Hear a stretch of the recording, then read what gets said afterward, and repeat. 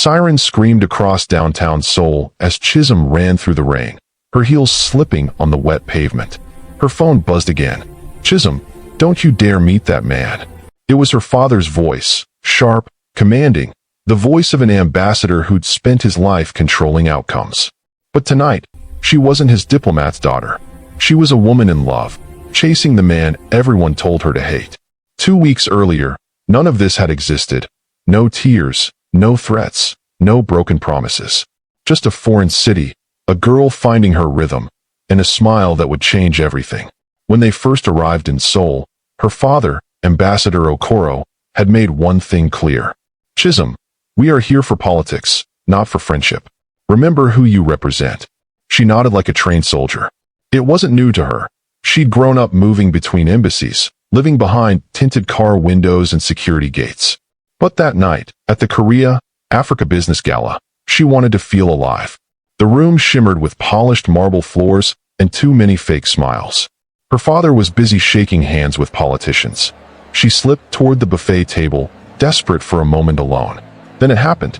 A glass of red wine tilted in her hand, and in one motion, she spilled it all over a man's pristine white suit. "Oh my God, I'm so sorry," she gasped, grabbing napkins. The man smiled, calm, almost amused. "You've just baptized me in Bordeaux." His tone was light, teasing, but something in his eyes made her pulse skip. He didn't look angry, just curious. "I'm Chisom," she stammered, trying to dab his sleeve. "Min-Ho," he said. "And please, don't worry. I think I needed a reason to leave this boring gala." She laughed. He offered her a new glass. For a moment, she forgot the world around them, until a shadow fell across her shoulder. "Chisom." Her father's voice was cold and contained. His eyes flicked to Min-Ho like he was a criminal. "Father, this is—" "I know who he is." The air changed instantly. Even Min-Ho sensed it. "Mr. Kong," Ambassador Okoro said stiffly. "It's surprising to see you here after the history between our countries." Min-Ho bowed politely, masking discomfort. "Ambassador, the past is heavy. I'm only here to build a better future." Her father turned to her. "We're leaving." And just like that, he walked away. Chisom followed, but not before stealing one last glance at Min-Ho, who watched her with something that felt dangerously close to fate. 3 days later, she was volunteering at a youth coding center in Gangnam, a small way to escape the suffocating world of embassy meetings. And there he was again, Min-Ho, dressed casually this time, surrounded by laughing teenagers as he taught them how to code a game. He looked up and smiled. "We meet again, wine girl." She laughed despite herself. "You're following me now?" He grinned. "I own this center." That moment hit harder than she expected, not just because he was kind, but because she saw a man rebuilding his name from ashes. They talked for hours that day, about Lagos, Seoul, food, music, and the way people love differently across cultures. He told her about losing his father, the scandal that nearly destroyed Kongtech, and how he swore to restore its honor the right way. He was nothing like the man her father described. "Maybe our parents fought wars we didn't start," she said softly. He looked at her, eyes deep and voice low. "Then maybe we can be the peace they never found." Her heart betrayed her in that moment. Days became nights, nights became stolen hours. They shared street food under neon lights, their laughter echoing through the city. He taught her how to say, "I like you," in Korean, Joheo. She taught him how to say, "You get walla." He said it perfectly. But Chisom was living 2 lives, one with him, one with her father. Every time she smiled, guilt followed. Every time she saw her father's pride, fear crawled up her throat. Then one evening, she came home late. Her father was waiting. "Where have you been?" "At the youth center." "With Min-Ho Kong." His voice didn't shout, it sliced. "Do you know what that name means to this family, Chisom? That company, his father, ruined everything I built in Nigeria. Because of them, your mother faced humiliation. And now you." "Now me what?" she snapped, surprising even herself. "Now I'm happy." The silence was heavier than his words. Happiness built on dishonor doesn't last. Her fists clenched. "Maybe your pride cost you more than you admit." He turned away, hurt flashing across his face, and she hated herself for it. But love had already crossed a line. 2 days later, Min-Ho took her to the Han River at night. The water shimmered with city lights, and she could almost hear Lagos in the wind. "Do you ever wish you could just disappear for a while?" she asked. Only if you disappear with me, he said. She smiled, resting her head on his shoulder. You're not afraid of what people will say? I've lived my whole life afraid of being my father's son, he said quietly. But with you, I feel free. The words cut deep. What they had was real, but reality didn't care. That night, someone snapped photos of them holding hands by the river. By morning, those photos were everywhere. The embassy erupted in chaos. Her father stood before a swarm of journalists, trying to hold his composure. Behind closed doors, he slammed his hand on the table. Do you want to destroy my career? My reputation? Tears burned in her eyes. It's just love, Daddy. It's a betrayal. That word broke something inside her. He banned her from leaving the embassy compound. Her phone was confiscated, calls blocked. The man who once taught her diplomacy now used it as a cage. She stared out the window at the Seoul skyline and whispered, Min-Ho, please don't give up on me. If you're still watching, hit that subscribe button and drop a broken heart in the comments if you've ever loved someone your family couldn't stand. Because in this story, it's only just beginning. 3 days passed with Chisom locked inside the embassy compound. Her father claimed it was for her safety, but to her, it felt like a prison built from pride. The walls seemed to close in on her, adorned with gold-plated photo frames that showcased a lifetime of diplomacy and handshakes that now meant nothing. Every phone line was cut, and the guards had strict orders not to let her out. Each knock on her door made her heart race with fear and frustration. Then, one quiet afternoon, a familiar voice whispered from behind the wall. Chisom, are you there? Her breath caught. It was Min-Ho. How did you? She whispered. A friend in the kitchen owed me a favor, he said softly. I couldn't leave you like this. Tears welled up in her eyes as she pressed her palm against the glass window. He's watching everything. If he catches you, then let him. Min-Ho interrupted, his voice low and firm. I'm done hiding from your father's shadow. He slid a small envelope through the narrow window gap. Inside was a photo of them by the Han River. On the back, he had written, Love doesn't apologize for existing. Her heart broke and healed all at once. That night, Chisom confronted her father. He came here, she said. I know, her father replied coldly. And he'll regret it. Why? She demanded. Because he loves me? Because he's using you, her father thundered. Do you think that boy doesn't know how much influence you carry? You are the ambassador's daughter, Chisom. A connection with you gives him credibility, access, power.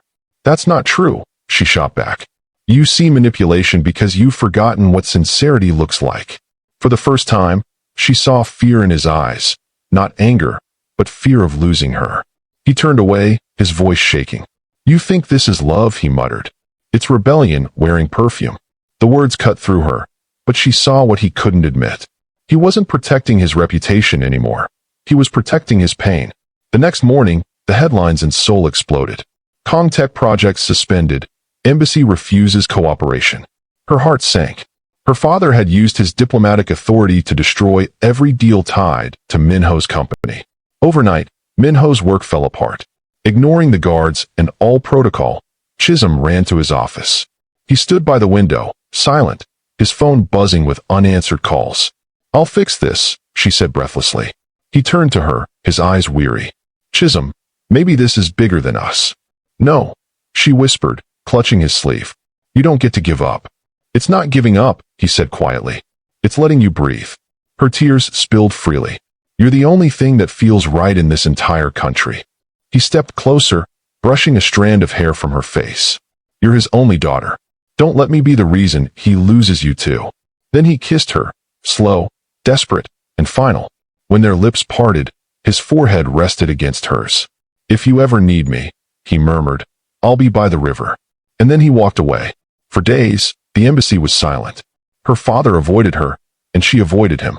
Nights felt endless as she stared out at the Seoul skyline, wondering if love was meant to hurt so deeply. One evening, she overheard 2 staff members whispering outside her door. Did you hear? Kongtech refused to bribe the trade minister. He exposed the whole operation. He's either brave or suicidal, the other replied. She froze. Min-Ho had risked his entire company for integrity, the very thing her father once claimed to live by. That night, she found her father alone in his office. His jacket was off, tie loosened, and his eyes looked hollow. Dad, she said gently, you've seen what he did. He's not like his father. He didn't look up. Courage doesn't erase history. His family destroyed my name. Then let this be your chance to make peace. He laughed bitterly. Peace? With the son of the man who humiliated me? Or peace with the daughter you're losing? She said softly. The room fell silent again. He looked at her for a long moment before whispering, You remind me too much of your mother. She would have told you to forgive him, Chisom said. He sighed, eyes glistening. And she would have been wrong. A week later, a message appeared on her phone. Han River. Midnight. M. Without hesitation, Chisom slipped out of the compound, running through Seoul's empty streets until she reached the riverbank. Min-Ho was there, leaning against the railing, the city lights reflecting on the water. He turned as she approached. I didn't think you'd come. I'd cross oceans for you, she said, breathless. He smiled sadly. Then why does it feel like we're always drowning? Because my father's anger is the tide, she whispered. But I'm not letting it carry me away. He reached out, brushed a tear from her cheek. If love is war, then I surrender. Their lips met again, filled with longing and pain. But just as they pulled apart, headlights flashed across the riverbank. Her father's car. He stepped out, flanked by 2 embassy guards. His voice cut through the night. Enough, Chisom. The guards moved toward Min-Ho, but her father raised his hand. Don't touch him. He walked closer, his expression unreadable.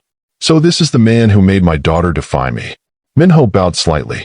Sir, with all due respect, I never meant to divide your family. I only wanted her to see that not all Kangs are corrupt. Her father's jaw tightened. Words are cheap, Mr. Kong. You think a speech can erase betrayal? No, Min-Ho replied, calm but firm. But actions can. He handed the ambassador a document, evidence of the corruption he had exposed, clearing both Kong Tek's name and protecting the embassy's credibility. Her father's eyes flickered as he read. Why would you help me? Because I love your daughter, Min-Ho said quietly. And because some battles should end with truth, not pride. The silence that followed was heavy and unbroken. Finally, her father spoke, his voice trembling. You're your father's son, no doubt, but maybe not his sins. He turned to Chisom. Get in the car. Dad. Now, Chisom. She obeyed, tears streaming down her cheeks. From the window, she watched Min-Ho standing motionless by the river as the car drove away. Back home, her father poured himself a drink, his hands unsteady. He reminds me of me, he said softly. Young, stubborn, and stupid enough to believe love can fix the world. Maybe it can, she whispered. He looked up, the anger finally fading from his eyes. Sleep, Chisom. Tomorrow, I'll decide what to do. The next morning, Seoul woke up to another storm. Only this time, it wasn't the weather. News channels flashed urgent headlines across every screen. Ambassador Okoro under fire. Trade deal controversy exposed. The ambassador's name trended across Korean and Nigerian media simultaneously.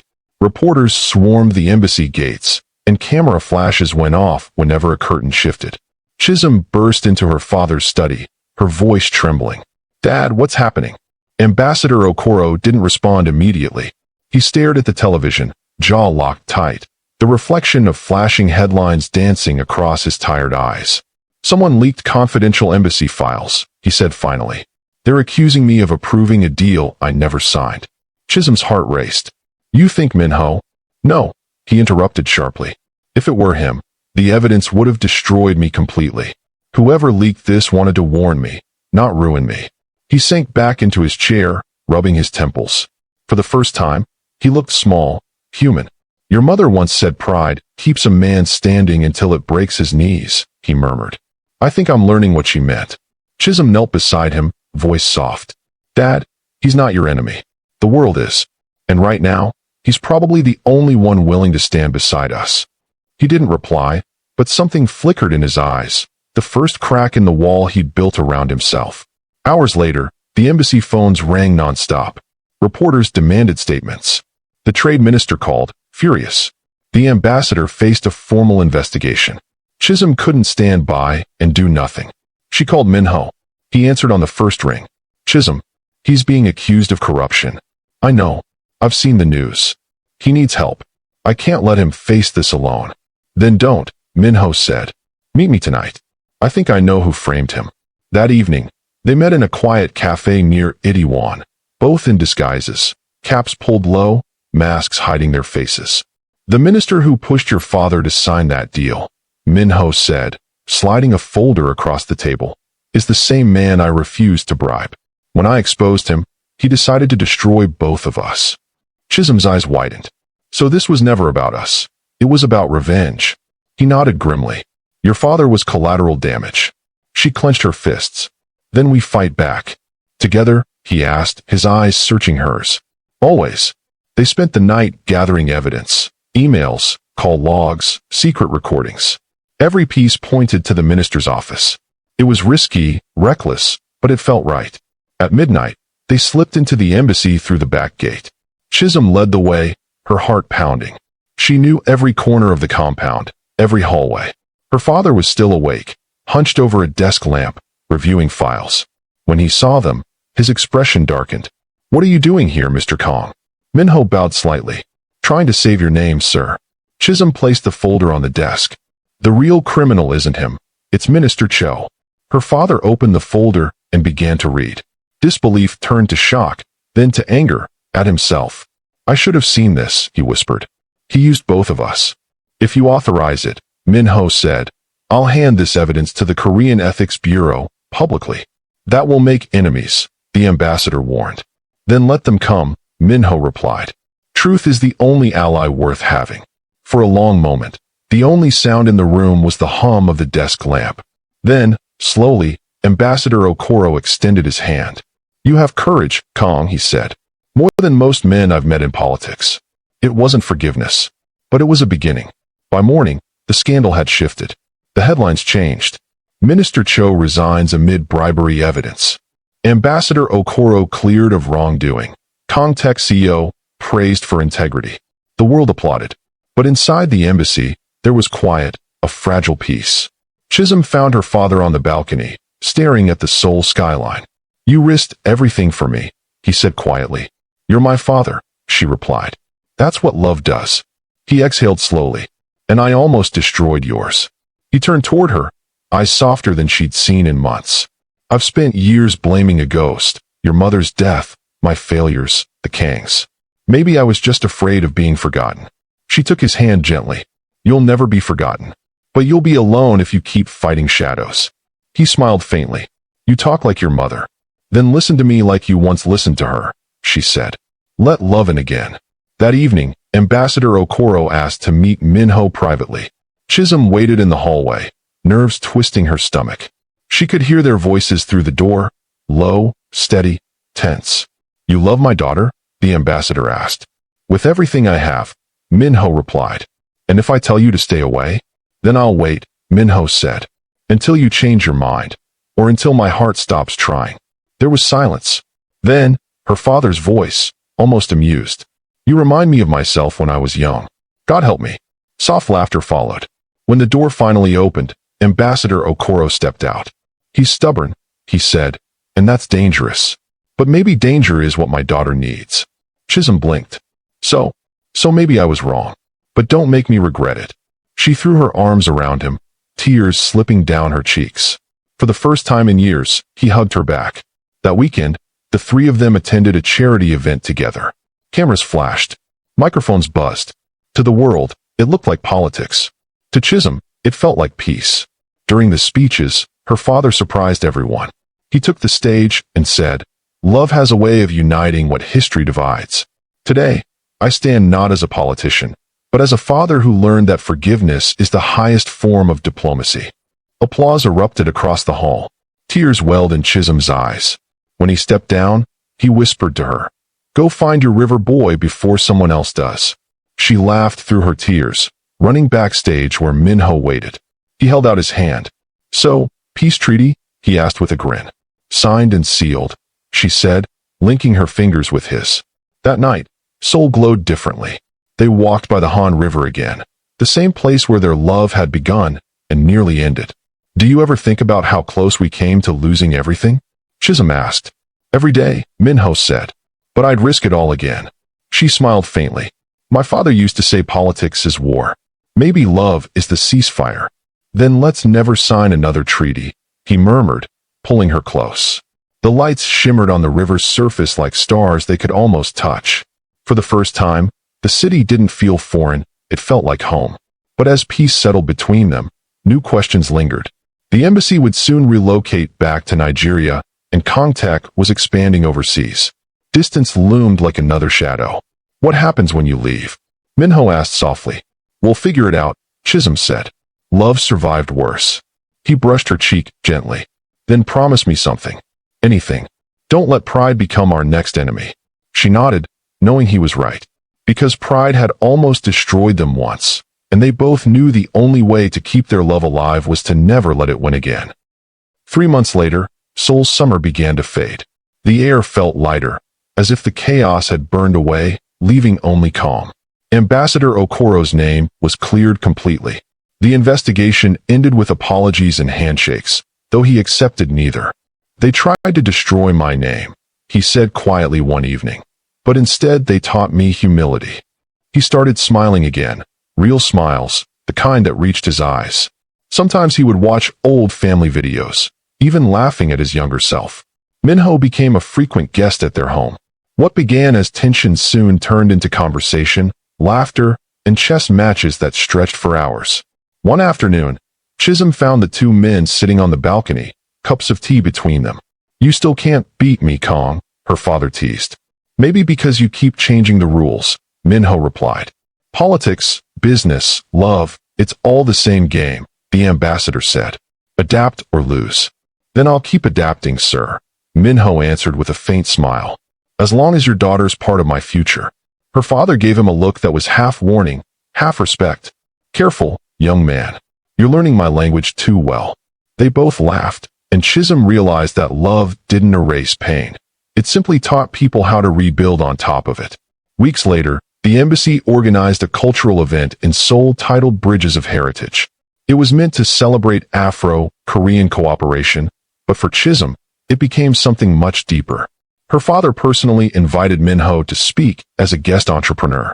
The gesture meant more than words. This was the same man he had once called an enemy. When Min-Ho walked on stage, the lights dimmed slightly, and his calm voice carried across the hall. Our world is divided by flags and fear, he said. But sometimes love finds a way to rewrite the map. The crowd applauded, but Chisom barely heard them. Her eyes were fixed on her father, who sat in the front row, pride softening the lines on his face. That night, after everyone had left, the three of them remained among the empty chairs and fading lights. Your mother would have liked you, Min-Ho, the ambassador said quietly. That means more than you know, sir, Min-Ho replied. She believed love wasn't bound by borders or grudges. He turned to his daughter. I spent years fighting ghosts of the past, he admitted. But I think she sent you both to remind me that peace is still possible. His voice trembled as he reached for her hand, placing it into Min-Ho's. Take care of each other. And if you ever argue, remember you both survived me. They laughed through tears, and in that moment, the weight of forgiveness lifted the air around them. A month later, Chisom returned to Nigeria with her father. The air back home was thicker, warmer, filled with memories that clung to her heart. The embassy in Lagos welcomed her father as a hero. For once, he accepted the praise with quiet dignity. Yet, even amidst ceremonies and official meetings, she missed Min-Ho. Every message and every video call was both comfort and torment. You look tired, he would say. You look handsome, she'd tease back. Then I guess we're both losing sleep for good reasons. They laughed, but the ache remained. One evening, while helping her father sort through embassy files, he looked up and said, You're thinking of going back to Seoul. Chisom froze. How did you know? Because I've seen that look before, the one your mother had when she decided to follow her heart. He paused, the sternness in his voice softening. I won't stand in your way this time. You've earned your choice. Her eyes widened. You really mean that? I do, he said gently. Love already taught me enough lessons. It's time I let you live yours. 2 weeks later, she was back in Seoul. It was raining the day she arrived, just like the first day she had met Min-Ho. She didn't tell him she was coming. She wanted to surprise him. His company was hosting a major product launch filled with journalists and flashing cameras. Chisom slipped into the back unnoticed, her heart racing. Min-Ho stood on stage, speaking about innovation and unity. His eyes swept across the crowd until they found hers. He froze mid-sentence, disbelief flashing across his face. The audience murmured, but he quickly recovered. And that, he said into the microphone, smiling, is why vision only matters if you have someone worth seeing it with. The crowd laughed and applauded. But she knew those words were meant for her.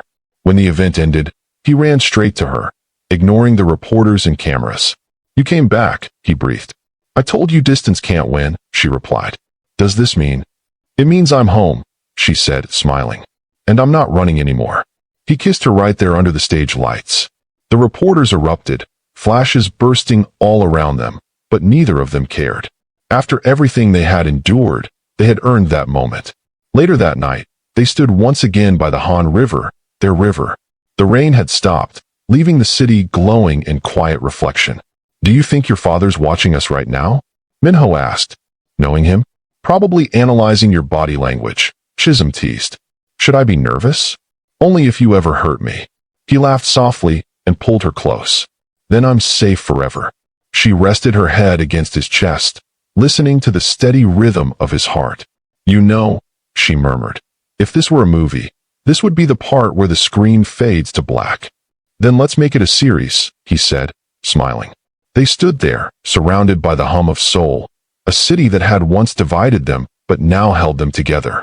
And if anyone had listened closely that night, they would have heard her whisper, "I'm Chisom Okoro, and this was my story." Clapperboard if this story touched your heart. Don't forget to like, subscribe, and comment below. Tell us, would you fight for love, even if the world called it impossible?